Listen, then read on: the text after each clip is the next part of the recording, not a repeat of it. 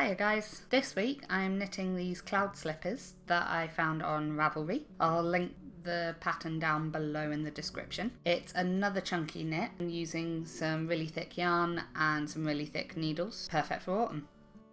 So I use the Interchangeable straight needles for this.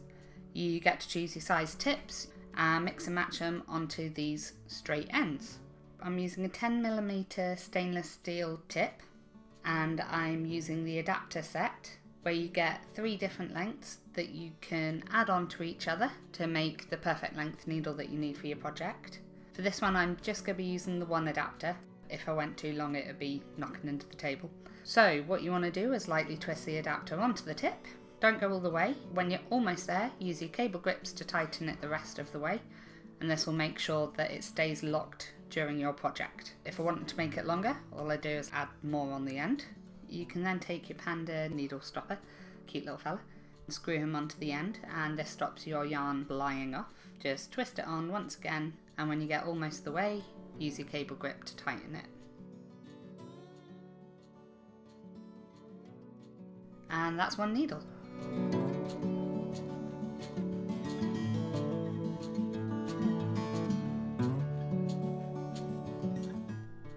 Once again I'm using a super chunky yarn that we purchased from Countess Ablaze. Can't get across how soft and lovely this is to work with, perfect for autumn knitting. Chunky needles, chunky yarn, quick chunky knits, keep you nice and warm. So I started off by casting on 19 stitches using the long tail method. I did find using these needles strange at first, as I haven't used a straight interchangeable set with such a chunky tip to it before. You get used to it after a while. It feels very similar to knitting on circular needles with quite a thin cable, quite a thick tip. You start off by knitting 11 rows, simple garter stitch.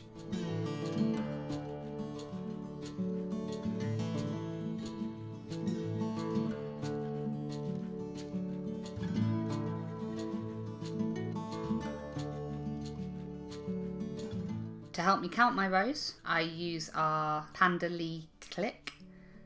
Just a simple little stitch counter. You can pop it on your needle if you choose to. As I've mentioned before, I am forgetful and this is a little lifesaver. I found this pattern simple, but only after I had relabeled every line. They'd broken down the pattern into 4 different chunks, each with its own numbered rows.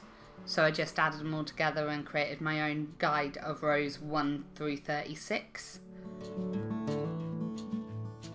Once you've completed those 11 rows, your next row is a knit 4, purl to the end pattern, followed by a knit row, and then knit 4, purl to the end again. The next step was to cast off 7 stitches and then knit the rest of the row. I've been working with bamboo a lot lately, and that has a certain friction to it. So it was a bit odd switching back to stainless steel, forgetting how smooth it was to knit. I almost lost a couple of stitches as I went doing this. Once you get used to it again, it's just quicker, it's smoother, it's easier, it's less stress on your wrists and your fingers.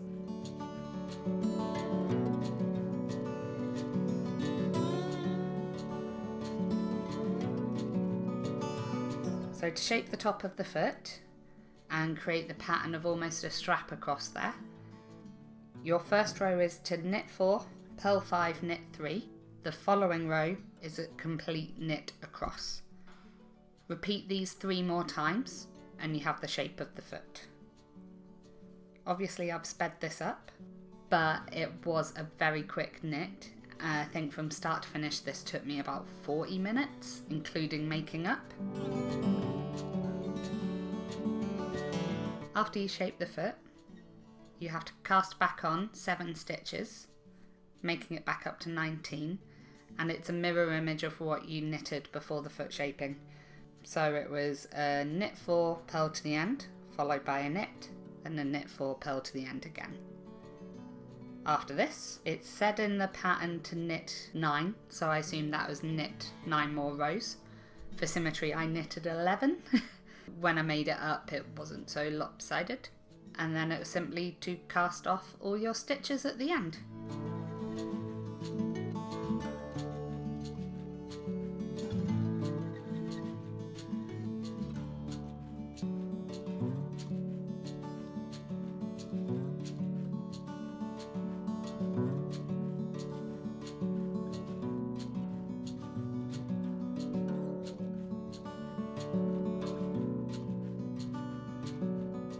Once you have, you are left with a pattern similar to this, almost like a horseshoe shape.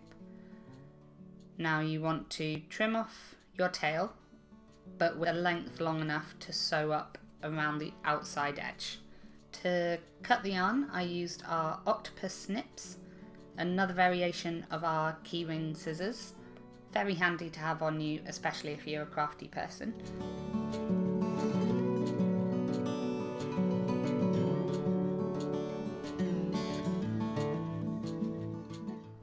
To sew up this piece, I used a Darn-It darning needle. We sell these in packs of 3. I used a mattress stitch to sew up the piece. Make sure you go around the outside line as I have done here, and then additionally need to do up the back of the heel. Weave in your ends, and then you have your slippers.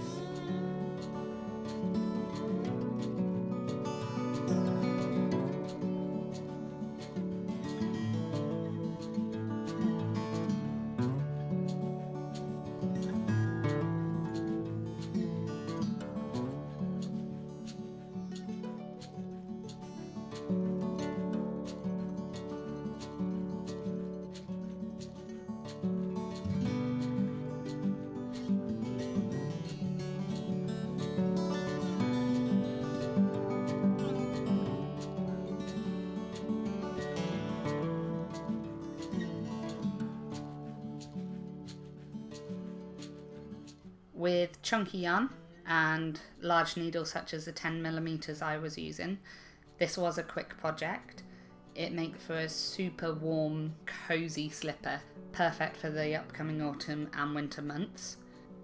Let us see if you've tried this pattern or if you use any of our products. Show us what you've been making.